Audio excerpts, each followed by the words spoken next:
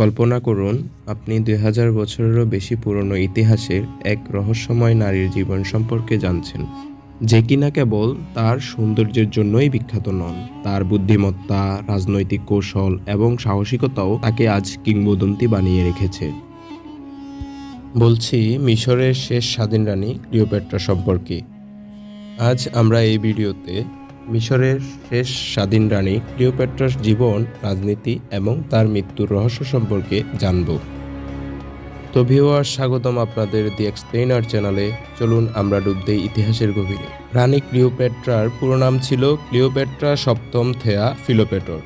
তিনি ছিলেন টলেমিক রাজবংশের একজন শাসক। টলেমি রাজবংশটি আলেকজান্ডার দি গ্রেটের সেনাপতি টলেমি দ্বারা প্রতিষ্ঠিত হয়েছিল। এই রাজবংশটি গ্রিক ভাষায় কথা বলতো এবং গ্রিক সংস্কৃতি অনুসরণ করত, যদিও তারা মিশরের শাসক ছিল। রানী ক্লিওপেট্রার জন্ম হয় আনুমানিক 69 খ্রিস্টপূর্বে। তিনি ছিলেন খুবই শিক্ষিত এবং 9টি ভাষায় দক্ষ। তবে তাকে সবচেয়ে বিখ্যাত করেছে তার শাসনকাল ও রোমান সাম্রাজ্যের সঙ্গে তার সম্পর্ক। ক্লিওপেট্রার বাবার নাম ছিল পটলেমি দ্বাদশ আউলেটিস।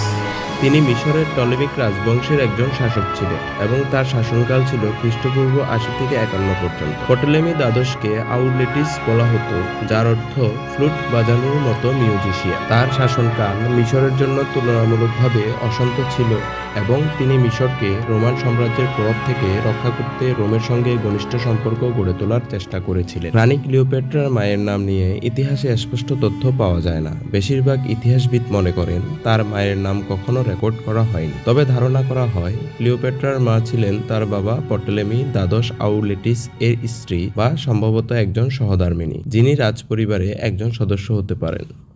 কিছু ঐতিহাসিক বিশ্বাস করেন তার মা ছিলেন পটলেমি রাজবংশের রীতিমতো একজন অভিজাত গ্রিক নারী। আবার কিছু তত্ত্ব অনুসারে বলা হয় তার মা হয়তো একজন মিশরীয় নারীও হতে পারে, কিন্তু এটি পুরোপুরি নিশ্চিত নয়। ক্লিওপেট্রার বংশধারা সম্পর্কে অনেক কিছুই ধোঁয়াশাপূর্ণ এবং এটি তার জীবনকে আরও রহস্যময় করে তুলেছে। বাবার মৃত্যুর পর ক্লিওপেট্রা সিংহাসনে বসেন। তবে তখনকার মিশরে শাসন ছিল খুবই কঠিন। রাজ্যের অর্থনৈতিক অবস্থা দুর্বল ছিল এবং বাইরের সাম্রাজ্যগুলোর হুমকি ছিল সবসময়। এরকম অস্থিতিশীল পরিবেশের মধ্যেই তিনি তার ছোট ভাই টলেমি ত্রয়োদশের সঙ্গে যৌথভাবে শাসন শুরু করেন। কিন্তু এই ক্ষমতার লড়াই তাদের মধ্যে দ্বন্দ্বের সৃষ্টি করে। ক্লিওপেট্রাকে তার ভাই তাড়িয়ে দেয়, কিন্তু তিনি আবার ফিরে আসেন রোমান সাম্রাজ্যের সহায়তায়। রানী ক্লিওপেট্রার জীবনের সবচেয়ে আকর্ষণীয় অধ্যায় হল তার সম্পর্ক। তিনি রোমান জেনারেল জুলিয়াস সিজারের সঙ্গে জোট বাঁধেন। তাদের একটি পুত্র সন্তানও হয়েছিল, যার নাম ছিল সিজারিয়ন। সিজারের সাহায্যে তিনি তার ক্ষমতা পুনরুদ্ধার করেন। সিজারের মৃত্যুর পর ক্লিওপেট্রা রোমান নেতা মার্ক অ্যান্টনি এর সঙ্গে সম্পর্ক গড়ে তোলেন। অ্যান্টনি এবং ক্লিওপেট্রা একসঙ্গে মিশর এবং রোমান সাম্রাজ্যের অংশ দখল করার পরিকল্পনা করেন, কিন্তু তাদের এই পরিকল্পনা অক্টাভিয়ান, পরবর্তী রোমান সম্রাট অগাস্টাস এর জন্য বড় হুমকি হয়ে দাঁড়ায়।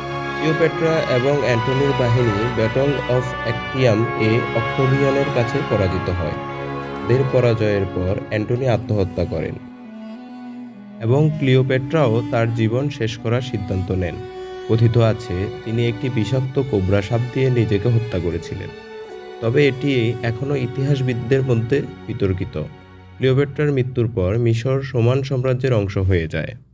যদি রানী ক্লিওপেট্রার প্রভাব সম্পর্কে বলতে হয়, তাহলে বলতে হয় ক্লিওপেট্রা ছিলেন শুধুমাত্র একজন রানী নয়, তিনি ছিলেন একজন কৌশলী রাজনীতিক এবং সাংস্কৃতিক আইকন।